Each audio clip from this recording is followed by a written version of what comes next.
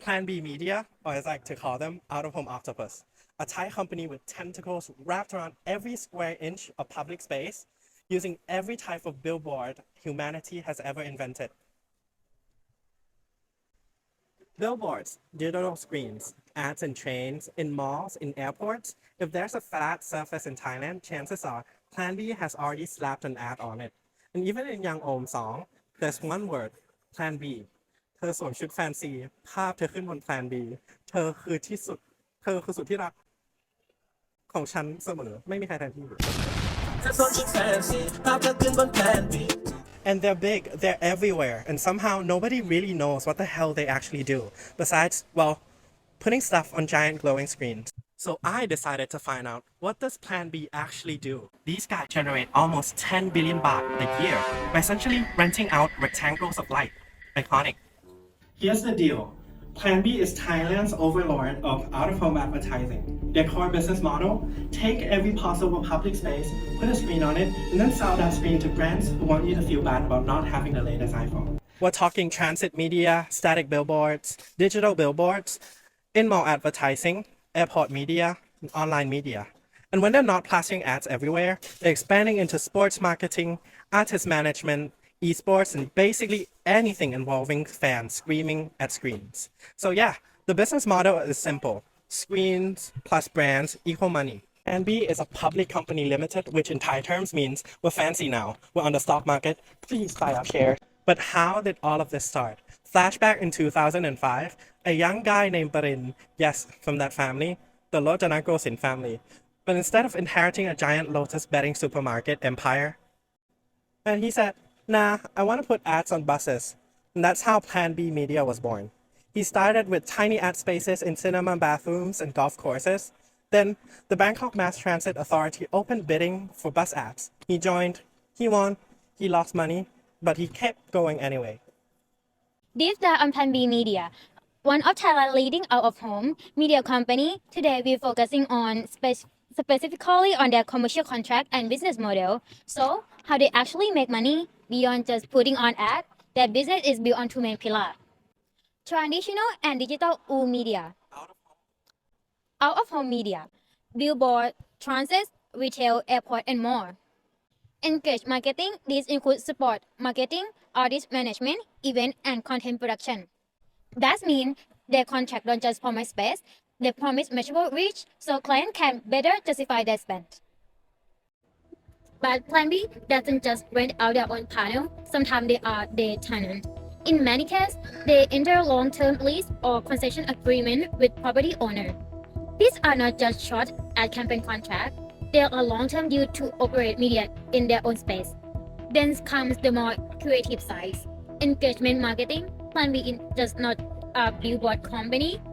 They're deep into sport, music, and event. They make more money through sport marketing contract, rights management, sponsorship deal, broadcast rights, and partnership. Okay, so PlanB is big, shiny, everywhere, and mildly terrifying. But here's the real question. How do they protect all these glowing rectangles from being copied by every wannabe billboard startup with a ladder and a dream? First up, trademark. The trademark toolkit includes PlanB Media, because yes, their name is worth protecting. The shiny blue logo with the slick design you've seen everywhere on the bus stop.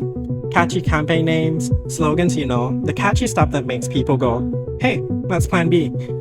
Even the vibe of their installation, aka trade dress. If it moves, it glows, or it looks trademarkable, PlanB probably filed a paperwork for it.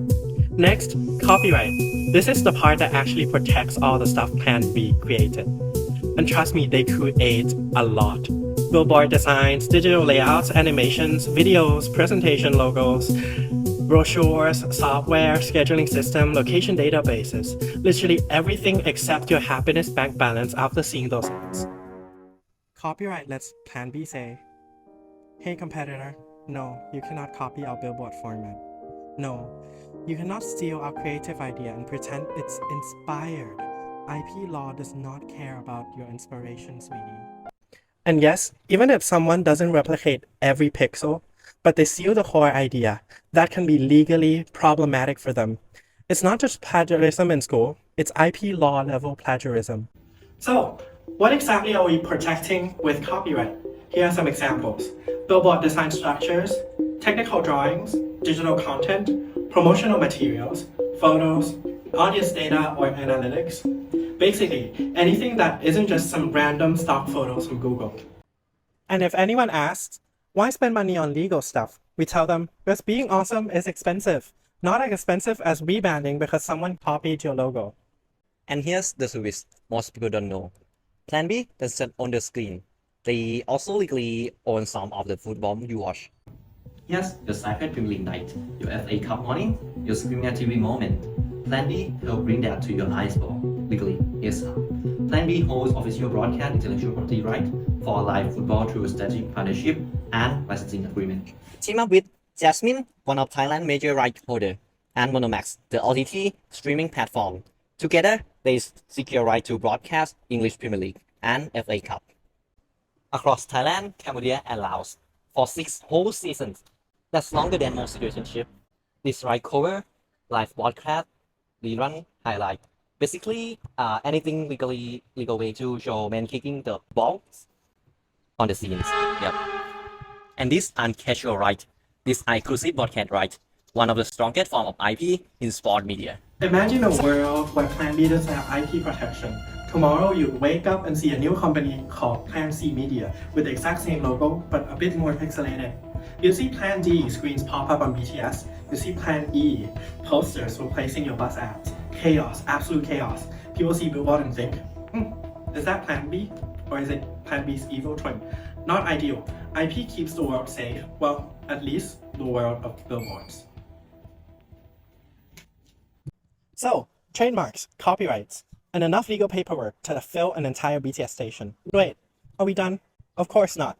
Because every great empire, especially one built on giant glowing rectangles, eventually runs into drama. And PlanB Media, oh, they've had their fair share.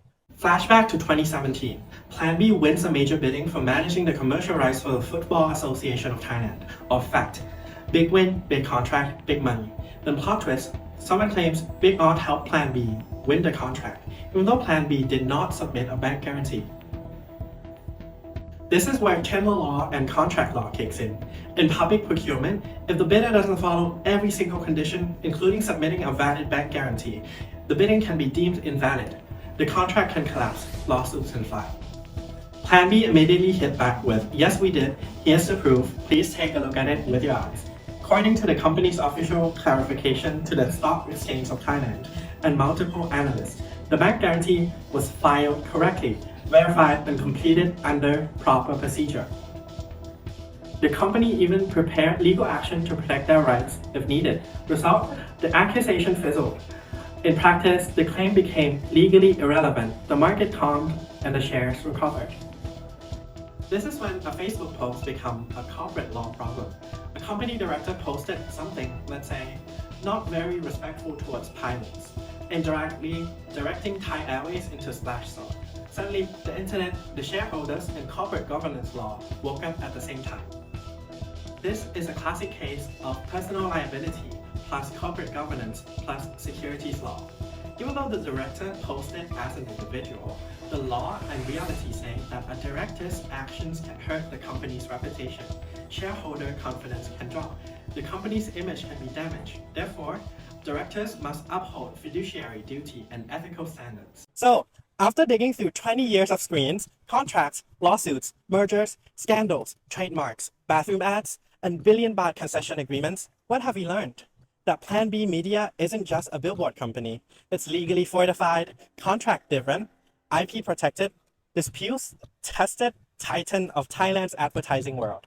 A company that started with posters in cinema bathrooms and now negotiates with national sports federations, airports, convenience stores, and half of Southeast Asia. A company that survives scandals, rumors, fake news, boardroom dramas, and public tender firestorms, and yet still manages to shine bright enough to blind you on Assault intersection at 11 p.m. So whether you love them or hate them, one thing is certain. PlanB Media understands the law, uses the law, protects itself with the law, and continues expanding because of, not despite, how legally structured they are. And that's how a company built on rectangles of light became one of the most legally fascinating businesses ecosystem of Thailand.